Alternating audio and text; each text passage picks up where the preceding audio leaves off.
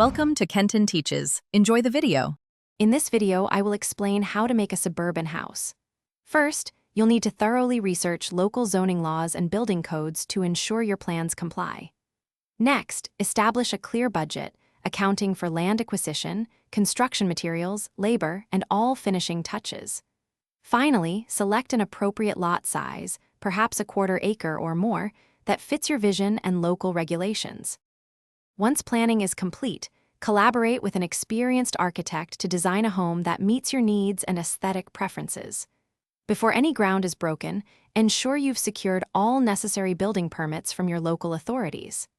Then, focus on laying a robust foundation, which could be a concrete slab, a crawl space, or a full basement, depending on your site and design. With the foundation in place, the next crucial step is to erect the house frame using quality lumber, establishing the home's structural integrity.